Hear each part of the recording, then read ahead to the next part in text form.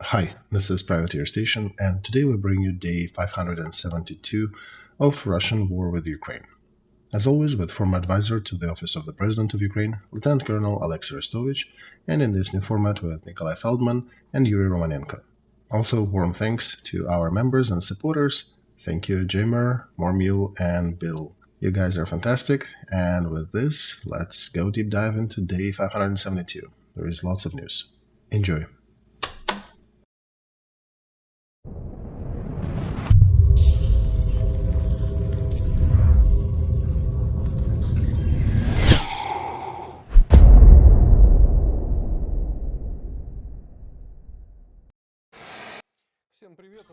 Hi everybody, this is Project Alpha. My name is Nikolay Feldman. We're starting a war diary with Alexey Arestovych, live stream on his channel, on my channel, and Yuri is traveling today, so he might join us as well later, but I wish him safe travels. Anyway, Alexey, good evening. Yes, hello everybody. Of course, we are streaming on Alpha Media as well, so please do not forget to click the like button. And if you are listening or watching to that in English, then please click the like and share with the privateer station. And let's start with the news that we didn't touch upon before, and it's a military news, that picture of damaged or destroyed Russian submarine, Rostov-on-Don. Today, these photos were blowing up the internet. Let's take a look at them. And it's basically a big confirmation of Ukraine managing to destroy a submarine that costs about what? I think $300 million at least. Okay, so all the news and positions of Russian Federation were exposed to be fake again, because they commented that there was a minor damage. But this photo shows that Ukraine is actually capable of destroying the whole Black Sea Fleet. What do you think? Well, yes, if we will have means and time, we definitely can. And I think it's going to that. And means is basically these long-range missiles. And I think this is an example of one of the direct hits. Russians were initially reporting that the submarine was damaged, but they will repair and rebuild. But I think even a non-specialist can comment on this, that it's going to be very unlikely they will restore that submarine. Yeah, Norwegian expert mentioned recently that it seems that a torpedo and living quarters were damaged with this hit, and also a supportive space with accumulator batteries. And he thinks that it will take at least several years to repair that boat, and not sooner than that. They will not be able to be a participant in this war. You can basically decommission that whole thing as of now. Yeah, it's a big question if they even managed to restore it, because they were taking the fires out. They were pouring water in it, right? Firefighters were fighting with fires, that they were pouring a lot of water, and you can imagine what happened with all the wiring and electronics inside. I'm not an expert in restoring submarines, but you can still imagine that you'd need to separate it by segments, rebuild, retest all the connectors, and then it's a big question if it will survive all these processes. I think they'll just write it off. And also a big landing transport ship was also completely destroyed, right? I think we'll see these pictures coming out soon. That was the other target that was recently destroyed. Well, at least Russian Telegram channel Baza was writing that together with this diesel-electric submarine was also damaged large landing transport. No, it's actually destroyed. It's destroyed. It was not just damaged. That ship was completely destroyed. And, the fun thing is that Ukrainian fleet is the only fleet in the world that, without even going to sea, except for small border, basically beach line patrolling little vessels, destroyed about 20 big Navy vessels of Russian Federation. Yeah, that does talk about something, right? Also, these names are symbolic, right? They had Moscow, now it's Minsk, the landing carrier, and then Rostov-on-Don, the submarine. Yeah, there was a discussion back in the day, Nikolai, in the Soviet Union. Does it make sense to name vessels after cities or after commanders? Because, when they sink Moscow, it's not exactly a good PR. But they did have a tank, Joseph Stalin, and it was burnt by the foes pretty well. So, yeah. Well, if we recall that Putin actually recalled his position with Erdogan, remember one of his points was guarantees for his Black Sea fleet, and these strikes on Minsk, on Rostov-Don vessels with complete destruction or serious damage to a submarine, that actually takes Putin's question out of the picture. And it basically shows us that if we get long-range missiles in enough quantities, the question of Black Sea Fleet is closed, right? Closed and shut. Exactly. And Holland is giving us new missiles. I think the range is impressive, and as a result of this war, Black Sea Fleet will cease to exist. They may have something left over after this conflict, but it will not be as big or as meaningful as the Black Sea before Russia started that war. Now, some people are saying, why are you concentrating on the fleet? Well, because it is an important element for grain exports for Ukraine, so that we can still provide food to the regions of the world, and it's opening up our trade capabilities. Well, look, okay, if we also combine that with successful taking back of Boyko oil and gas platforms in the Black Sea, successful attacks on air defense systems in Crimea, all that tells about preparation phase or successful operation for Crimea deoccupation. Right, demilitarization of Crimea. Crimea is the backup support for all the southern front. They have 5 airfields. They have Black Sea Fleet. They have missiles based there that hit our infrastructure and also hit the front line. They have 22nd Military Corps in Crimea, which was created especially for Crimea to protect it, and now they're pulling it apart to plug the holes in the front.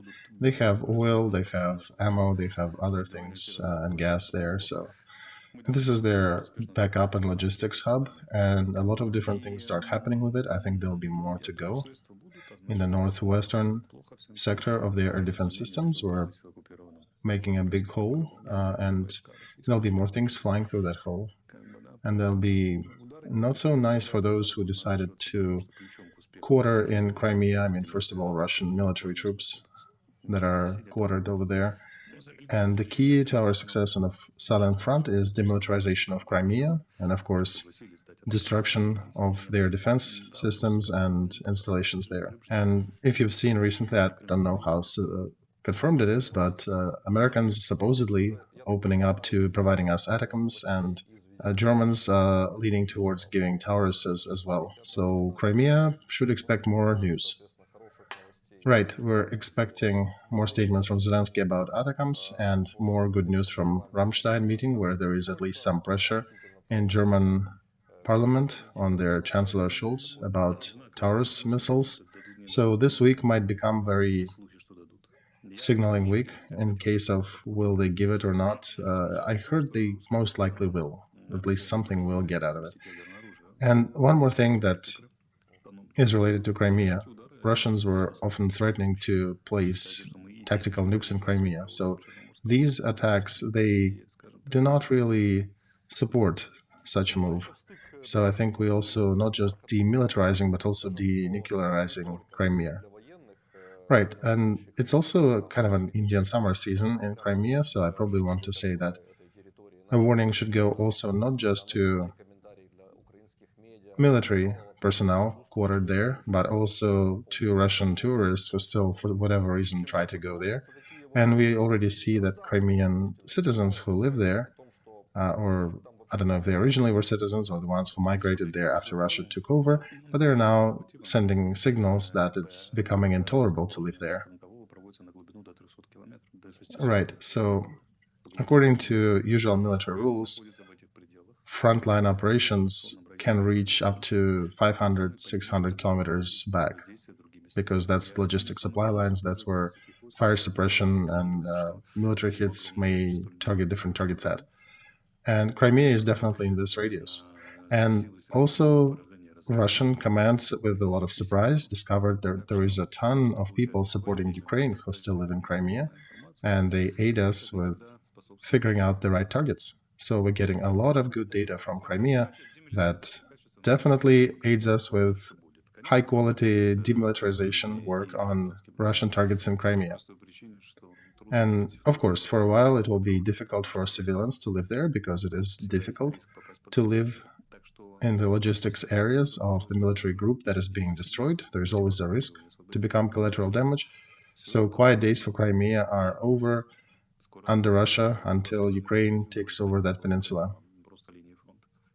I think in certain time frame, it will become not just adjacent to the front line region, but an actual front line. So, okay, once again, quick reminder, please do not forget to click like to that stream. And Alexey, let's maybe go to the front line and go along that and see what's happening there. First, perhaps let's take a look at Rabotina. There were interesting announcements that Russian troops are being transferred to that part of the front. No, Nikolai, they already transferred a bunch of troops, and their main task was to cut our protrusion from the flanks, which is logical. But the problem is that it didn't quite work for them. They succeeded maybe in 100 yards or 200 yards to push our defenses, but then we pushed back and destroyed the invaders. And our troops, regardless of all that effort, continue moving forward.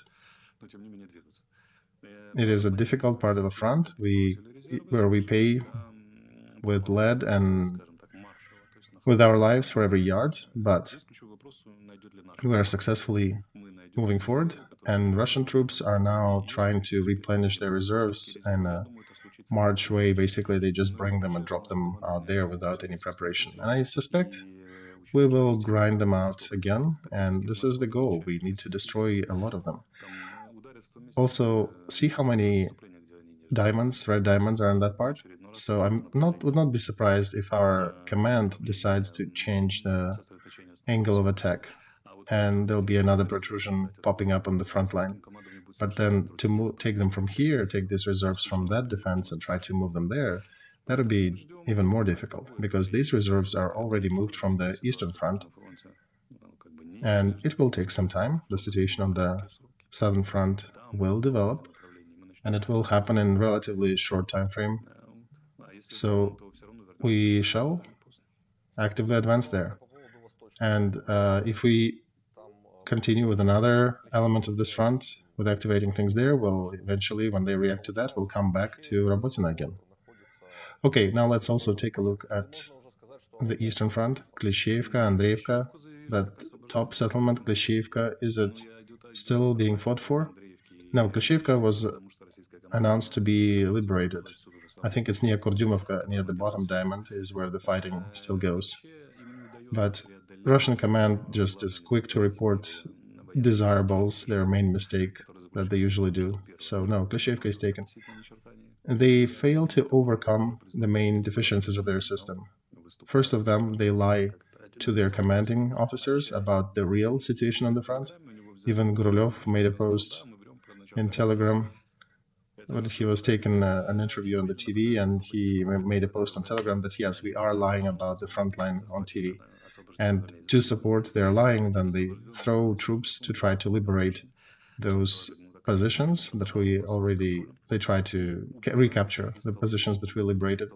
And in these stupid, non-prepared counterattacks, they are grinding and killing their own personnel in these stupid attacks.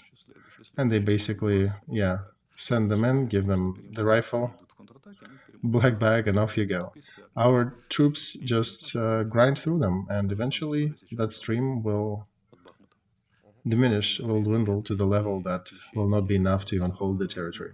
The same situation is happening near Bakhmut now. Taking off Klishchiivka and Andreevka is an important one because we cut the road that is here on the map between Bakhmut and Down south, yep. This is Angorlovka in the south. That road is cut through, and this is like a golden road for supporting the front line. Our troubles became happening last time when they were invading, when they cut this road and we had to withdraw. So I think they're at the precipice of that same situation now. And what's characteristic, near Bakhmut and near Robotyne, our troops continue to advance while the enemy has larger numbers than we are. And they suffer losses, bigger losses, and they cannot even hold positions because they're now in strategic defense. That's about the quality of troops on both sides. Remember a year ago when I said that they are transferring to strategic defense? There were many people who were giggling and saying, no, Arestovych has gone mad. Well, no, they have not been much offensive from their side. They've been trying to do things, but generally they're not really moving the front line. And they cannot do much even with that new army that they formed in the northeast, which has maybe 80% personnel staffing and only 50% in terms of heavy equipment and vehicles. And Russian command is still trying to achieve the borders of Lugansk region. That just outlines how unresolved is the matter in Russia about communication between military and political leaders. This is one of the most touchy subjects, turning political tasks into military tasks, or the other way around. So basically, which military goals do you need to achieve in order to resolve these political tasks? And then also how to convert these achievements into political achievements. And they have not resolved that issue. That's why we can say they don't know how to fight wars. Russians do not know how to wage the war they started. Because this is not hitting a target with a drone. On the level of the government, it's also turning military achievements into political results and political tasks to fit military achievements or military capabilities. Over and over again, they're failing to do that, and that allows how to use even the small results they have in defense. And all that is being covered or pasted over with a thick layer of propaganda so they can lie about everything. And then Gurylev, general, and the congressman comes out and says, yeah, it's all not true what we're telling you on TV. We're lying to ourselves, we're lying to you, we're lying to our commanders. Everything on the front is much worse than you've been told. And it's not Arestovych who is telling you. It's Russian general, the congressman, who is talking about that. And that situation is being repeated over and over again. And one day, that semi-dead and very unhappy camel's back will be broken by one of these events. So, one more thing I wanted to ask. Any new troops from the east that are being discovered near Robotyne? Yeah, they moved 76th Division and several groups of the Territorial Reserve. And on Kupiansk, 98th paratroopers up to a detachment, and the 40th Army Corps and 25th Army and 18th Army. And there is one more army in the western district of Russia being reformed between Moscow and St. Petersburg, but they're failing to arrange that. And 18th and 25th armies are now being refitted by the 22nd Corps from Crimea, so they're tearing apart those troops that are supposed to defend south. So see how stupid it is? They take Crimea troops to fill in the gaps in the east, and then they take troops from the east to plug the holes in the south. And that army they were trying to build near Moscow and St. Petersburg, is not getting built. They're actually tearing it apart as well. So out of 4 they wanted to build, they barely getting 2 because they're cannibalizing each other. And 7th paratroopers is near Robotyne. These are some other guys who at least are trained to do something, so they're trying to plug the holes in defense line. But those are the golden specialists from their paratroopers intel, whom should not be used as infantry, but they have no other option. So, on average, our goal of grinding their reserves and their resources is being resolved successfully. And I'll repeat once again, in Kherson, the main task was not to let anybody out. For a long time, we've been luring there those paratroopers, the only guys who know how to do some things in operations on the front, but they managed to escape. So now we're achieving this goal by other means, and the main thing is if we grind them down to a zero, that they cannot even hold the land they occupied, then doesn't matter. Then we just take everything back. So our goal now is physical destruction of their military capabilities. And that's also happening rather successfully in Kremenная, Kupiansk and Salatovo direction, and down south, of course. And I think it was a complete idiocy from their side to aggregate 100,000 troops, 900 tanks, a ton of artillery in the terrain that is not useful, where they cannot use the large numbers and use that advantage. You have to be an idiot to do that. I am still amazed with the prowess, in quotes, of Russian generals. Now, let's look near Bakhmut. 31st Brigade that they had there, where the commander was recently killed. And some of the detachments, they're just running out. All those 83rd and the others, they're running out. They don't have strategic reserves to fill them. And they're in deep trouble. They don't have anything. They dropped the last ones in fight. So that story that some of the Western commentators are saying that, oh, the offensive is so slow and so taking forever and not successful. The main task, once again, is not to recapture territory at this point. It is a very effective operation and we're destroying enemy capacity, enemy troops. So there is another news, a screenshot from Russian media that the government of Russia ordered 230,000 certificates for families who have their fathers or brothers or relatives died in war. And this is the roundabout way to confirm their losses. So the data of our general command that Russia was always screaming is fake apparently is right. So it actually is more conservative model of gauging their losses. See, Ministry of Labor of Russian Federation would be ordering things only for the contractors, right?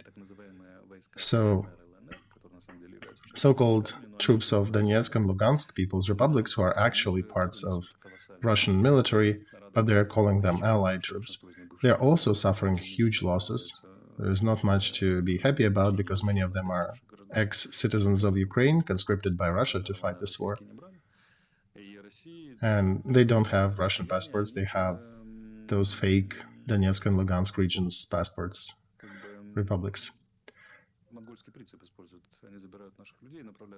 And Russians are using a Mongol principle here. They take our own people and throw them to fight against us. And those people also suffer losses that are not accounted for in that number. And another angle here is that they're also planning these books, not for the ones who already died. These are the books and certificates for the ones who will die. So they're projecting their new losses. So those who are still thinking about getting mobilized in Russia, they're going to mobilize 450,000. 230 of them already have certificates reserved for them, death certificates. So every other 50%. Think once again, do you want to be mobilized? The probability to get this certificate is pretty high, right? 50-50, exactly. Just like in the joke. Well, one of the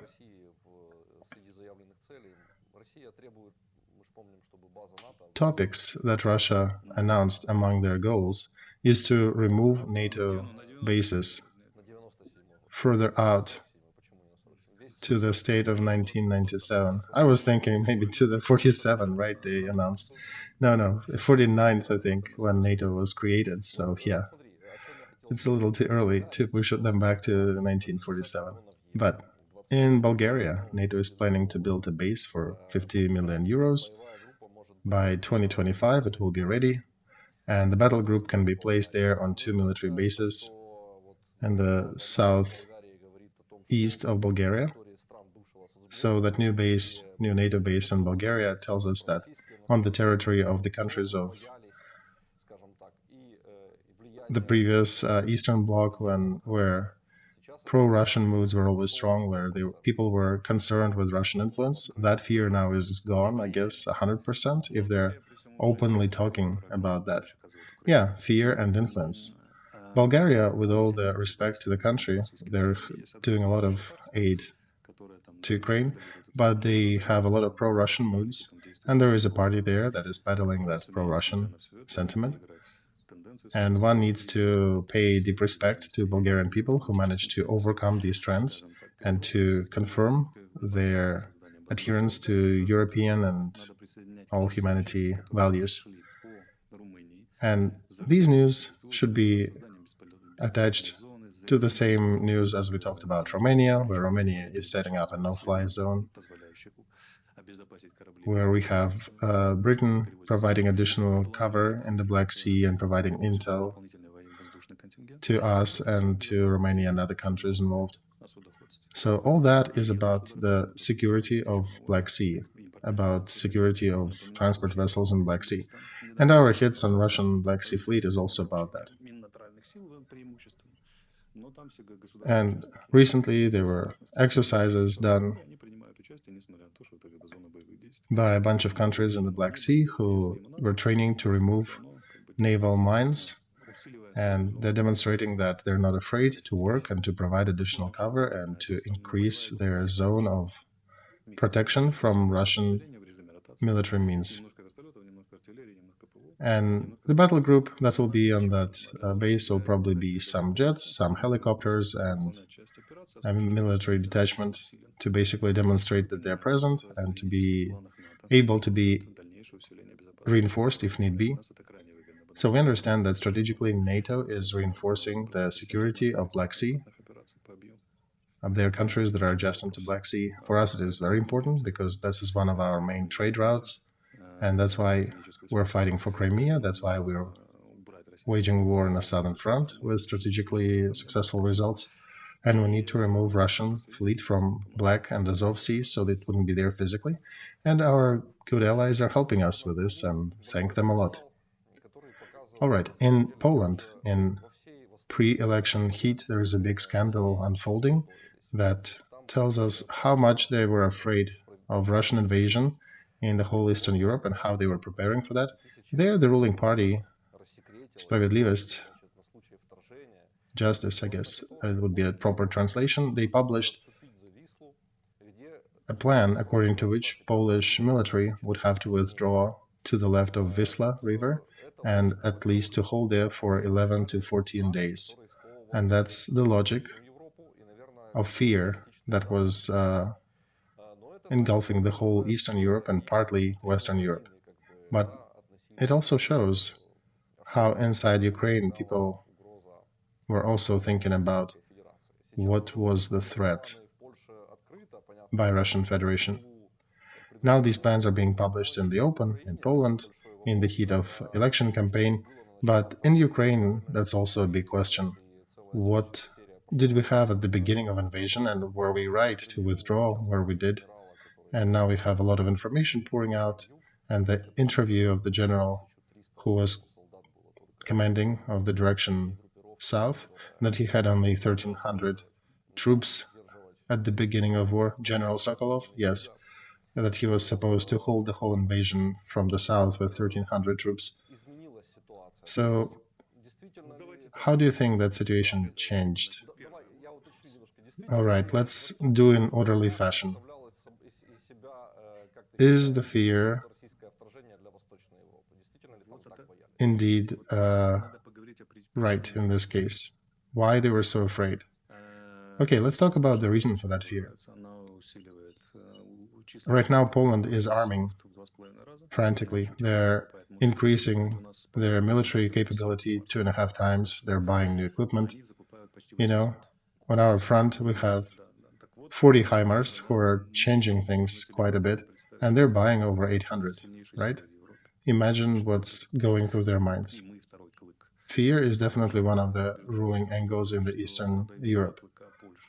And I'm convincing everybody in the West that they need to have two fangs, Poland and Ukraine in the East. They will create the border that Russian army will never be able to cross. if the armies of each of these countries, if we will have 350,000 well-trained and prepared, and the same thing in Poland, then 700,000, even without reserves, Russians will never be able to walk across. And Americans are very interested in that too. They need to make sure that Russia will be not capable of attacking Europe if America gets involved in a situation with China. But what happened before that? Both here and in NATO countries that we like quite a bit, and we're saying that they know a lot and understand a lot, we can see that there was a total misunderstanding of the real level of threat. And one can note that they had indeed military intel, so they saw how Russians were rebuilding their military, they were deploying them on the border with Ukraine, but did not make right conclusions. And that once again outlines that the discipline of gauging capabilities and gauging intentions are two different disciplines. And Israel has also learned their bitter lessons on that.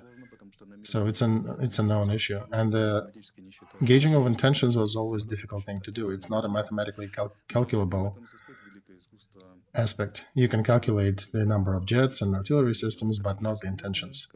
And this is the art of right politics and art of right strategy, where you look at the enemy and you define your course in the right manner.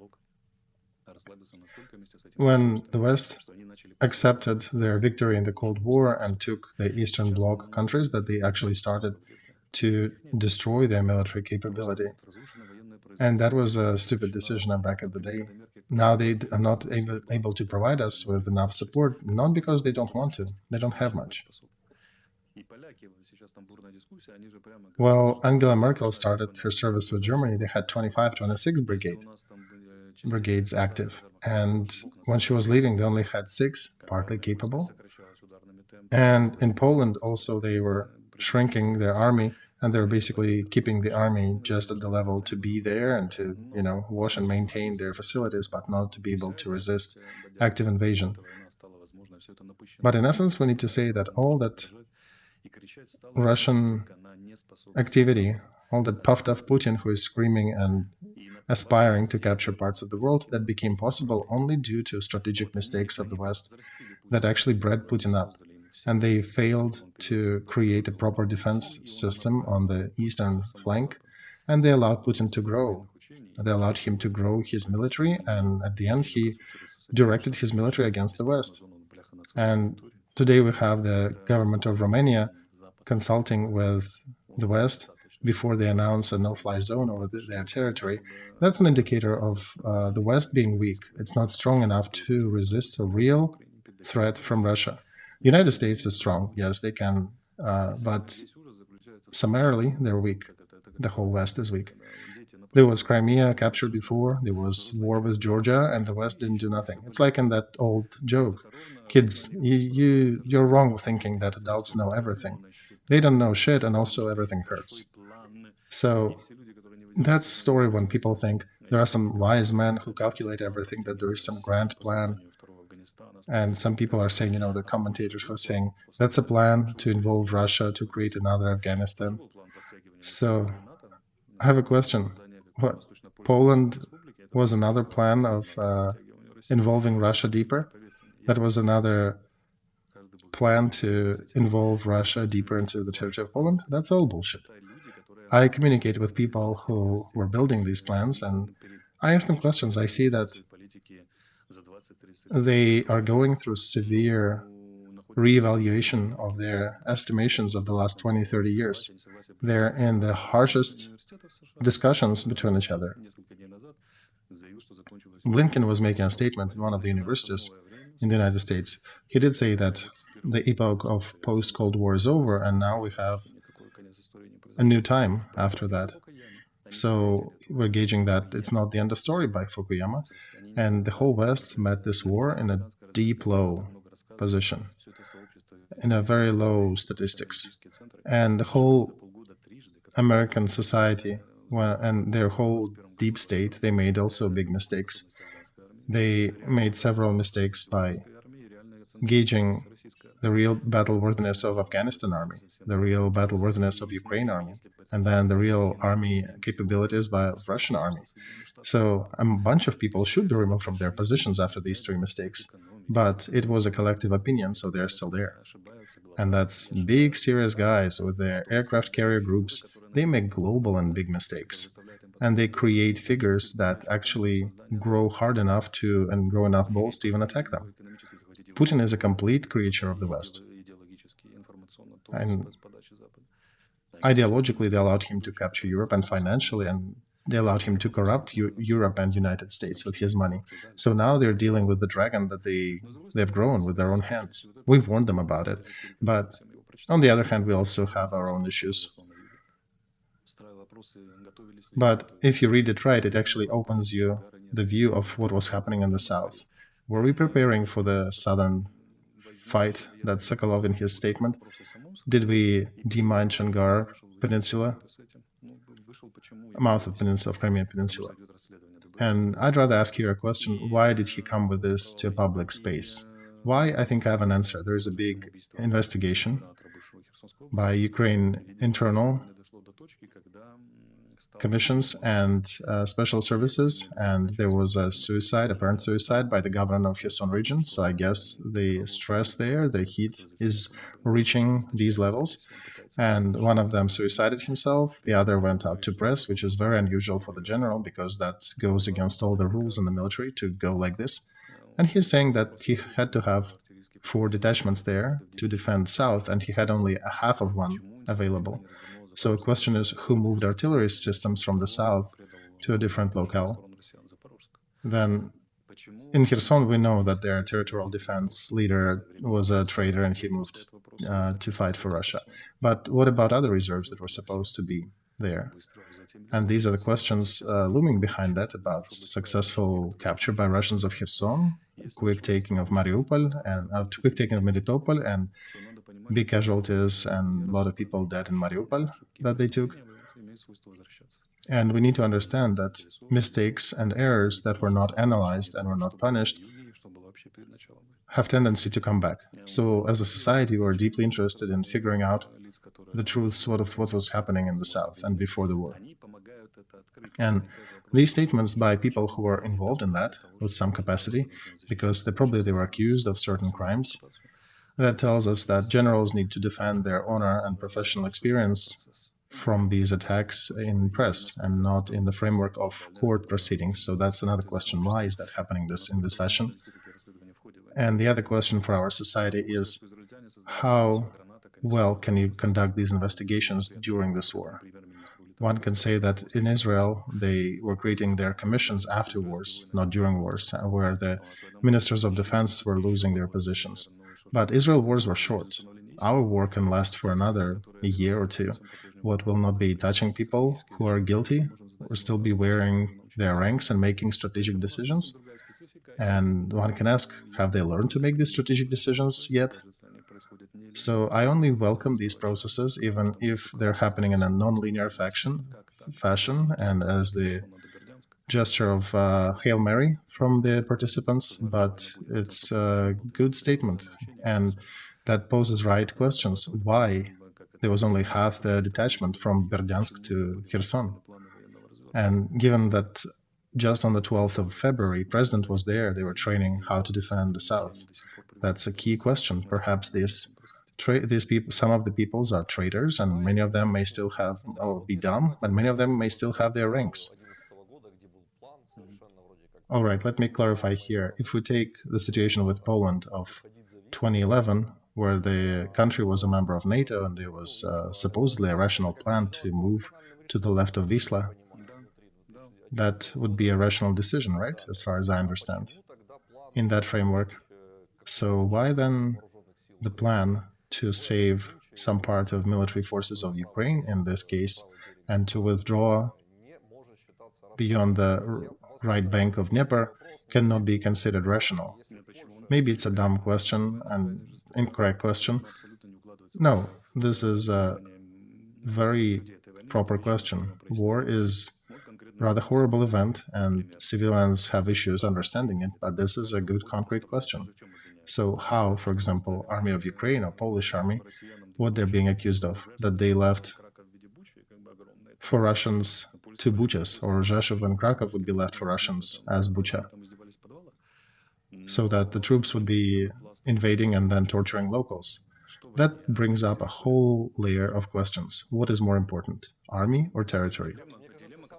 Yeah, sorry for interrupting you here, but I think one of the main questions in 2022, President Duda, did he have the same plan? Would he be planning the same situation, and could he be pushing the acting president of Ukraine to follow suit, sharing what plan they have? Well, yeah, so territory is territory, but there are people living on the territory. Can the army leave their people to come back? That's a big dilemma. Civilians, of course, respond absolutely no. Why are we feeding these lazy bones during peaceful times if they're retreating during war times? Now, I can quote Kutuzov, who was not the best character, but he understood a few things about war. Losing Moscow, I am not losing Russia. Losing army, I am losing Russia. So here's a strategic question. Do we want the army to not be giving any land? Then we need at least 400,000 personnel during peace times. We need to spend more money on their preparation and training. And are people, are civilians ready to pay not 1% of their income, but 10% of their income and suffer all the consequences of having a highly militarized country? Because civilians try to not notice the existence of army. And civilian politicians also. I would remind here that Prime Minister of Great Britain, a couple of months before Argentinian junta attacked Falkland Island, gave an order to scrap the last of the British aircraft carriers. And just due to Margaret Thatcher and British military, they managed to somehow fit that aircraft carrier and some other vessels in the small window they had before the weather changed, and they would have lost these islands for a longer time. And they actually had the British citizens captured, including British military captured on these islands. So the question is larger.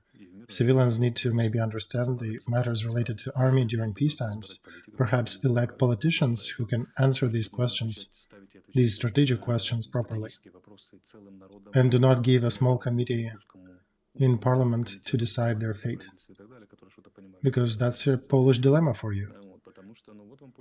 Could Polish army afford to withdraw for half the country away and leave their citizens to be tortured, executed, same as what happened to our citizens in Bucha, and then mobilize more and push back?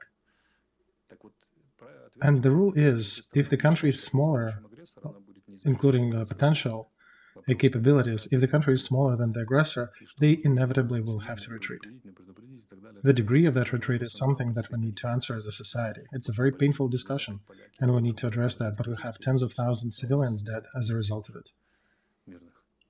You mentioned that case with suicide by the ex-governor of Kherson region, as some sources write, Deputat Klein, who made a public post.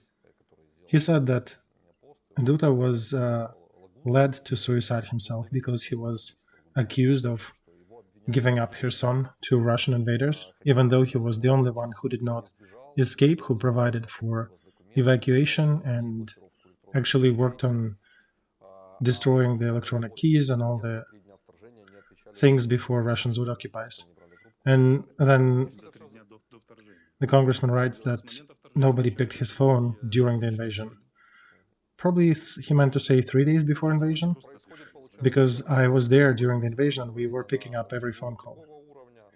Maybe, but right now there is a pressure on generals, on governors, ex-governors. So what would be the proper path for this discussion to maybe avoid suicides if we can? There are certain criminal prosecution that is done by investigative organs of the country. And it's interesting if that investigation put enough pressure on him that caused him to suicide himself. But there should be a civilian control over that committee. There should be parliamentary control and civilian control and press control. And society needs to be aware and needs to make sure that both sides are working and that that investigation goes to its final conclusion in due time. And then the question is, are current politicians in power ready to provide for that service? Because war is a tectonic process. Tectonic process breaks the pillars that the society was standing on before the war. And I think it's not just representatives of the party in power, but also representatives of parties who are not in power, who would not be interested in these investigations, because it's likely that some of their heads may be put on pikes at the end of it. So we as a society need to make sure that there is a high transparency of this process. And indeed, we get real answers to why did we lose the South? What are the real answers to that? What led to that? And then there is also the flow of war. What decisions were made during war? Not before the war, but also during war. So personally, as a citizen of Ukraine, I'm very interested in that commission to exist that would look into preparation for war, initial phase of war in response to that, and actual actions taken during war.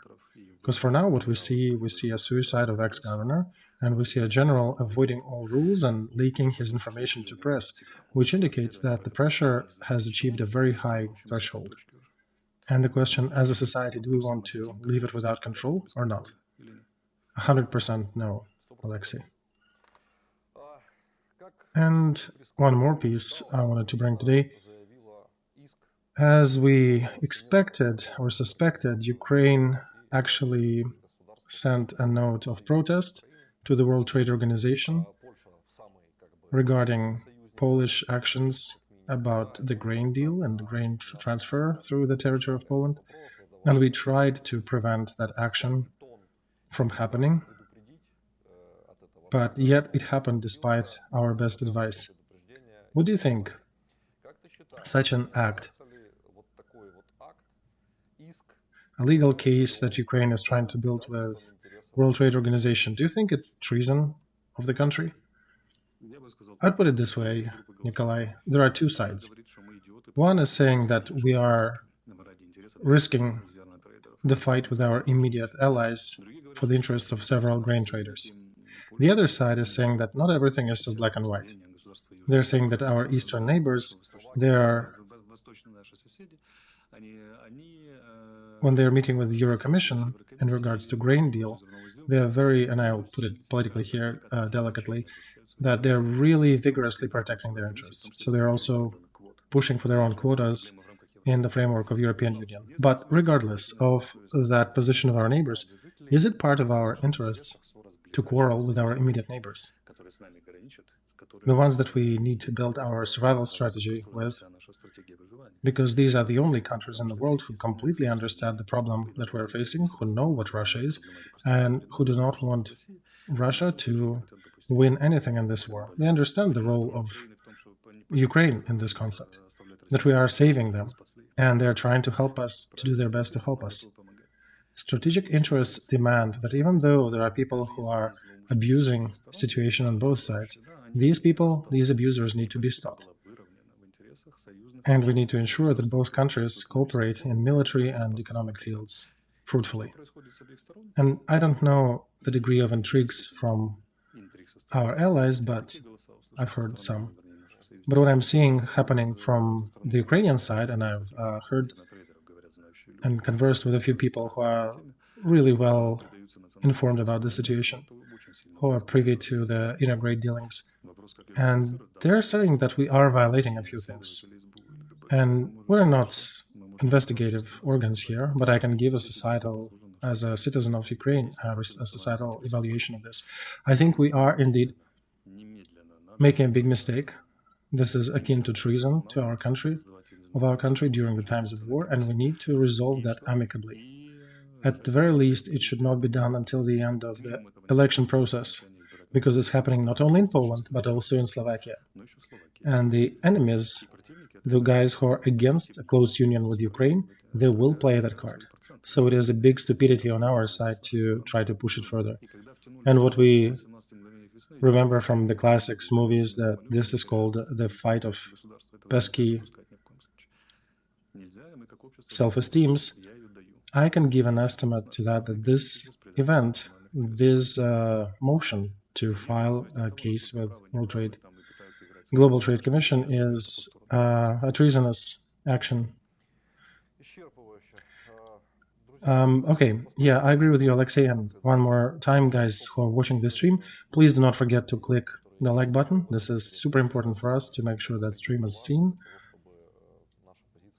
And an important question here, Danilov, the guy who is responsible for the National Security Council and Defense, where the main principles of national security need to be formulated, he ran a big article where he posted a lot of questions and requests to the West, and almost none directed internally.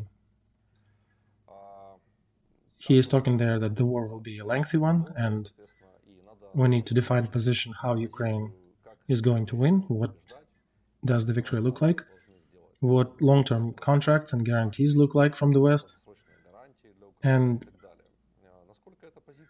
what do you think that position looks like now? Is it timely? Is it proper? What about its context? Do you think the fact that it's missing inner Ukraine issues, that we are arguing and quarreling with our immediate neighbors, is a drawback? Well, yeah, it's missing that for sure, and it's very convenient to make programmatic level statements that accuse somebody, but he's definitely avoiding carrying personal responsibility for what's happening here in Ukraine. And I think the questions here should be asked not only of the governor and the commander-in-chief, but all the military top of Ukraine. Look, in our discussion, we're trying to keep the balance. I'm saying that the West is completely responsible for growing Putin up and allowing him to grow to a level where he is a threat. But I'm also saying that we are irresponsible too. We made a lot of mistakes for which we need to bear our responsibility. And this article that you're quoting is basically a message for the West. It doesn't look like it meant to be a question internally. But let's ask a question here. How much trust will the article gain around the world, both inside and outside, if it is very one-sided? And where are these materials? Does Danilov have these materials about our mistakes, our Security Council and other military and economic mistakes that we made? I want to say that having communicated with very high-ranking people, representatives of the West, in personal communication, I heard the following statement. The country that still has not launched its military-industrial complex in full scale on the second year of war has no right to gauge the production levels of the West or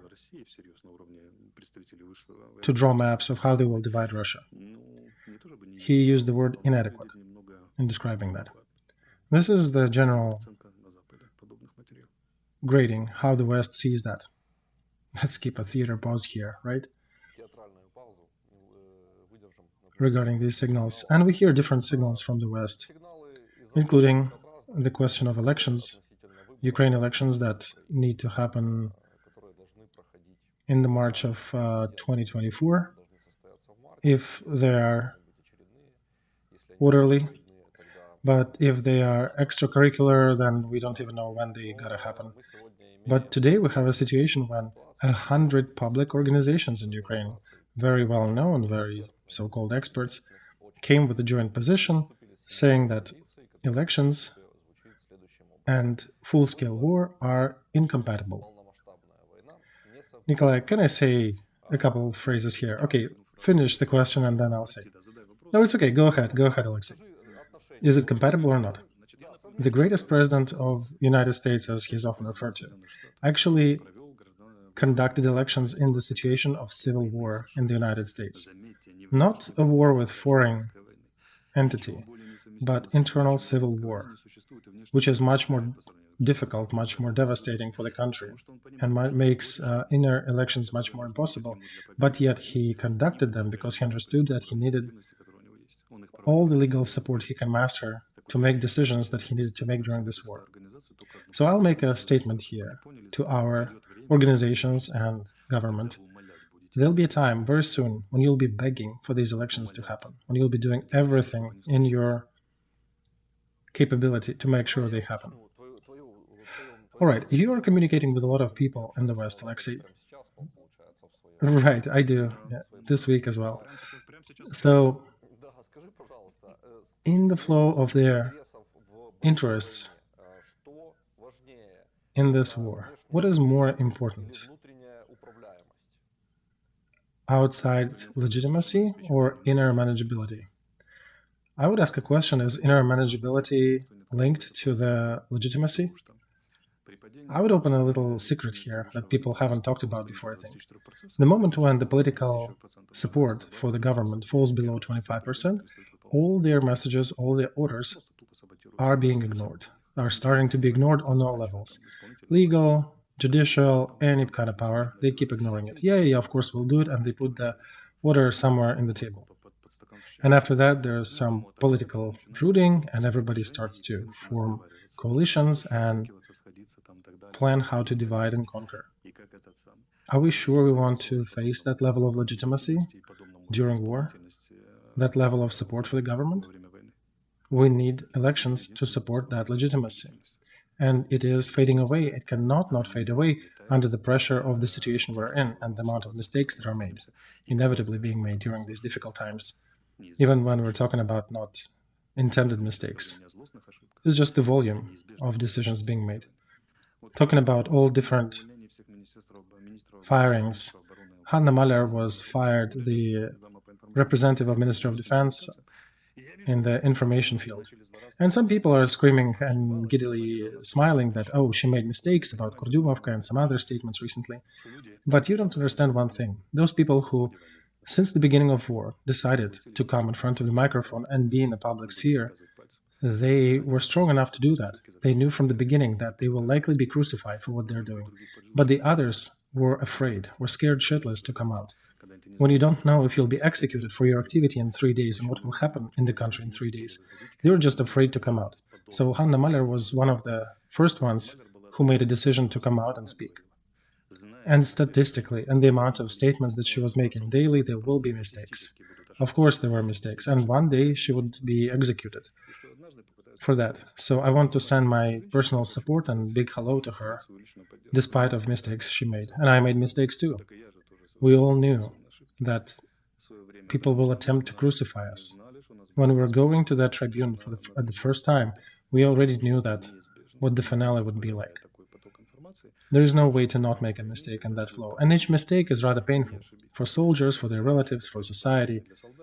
So somebody didn't have balls to come and talk. The others did. And now attack those who made mistakes and were fired because of that. It's not exactly gentlemanlike. Just think about it before you do it. All right, we've been exactly an hour live. There are more questions we could talk about, but I think we can move that to the next stream on Wednesday, 9 p.m. Kiev time. Thank you for those who've been with us today. Please subscribe to Alexey's channel, to Yuriy Romanenko's channel. Let's wish him safe travels, and I hope he joins us on Wednesday.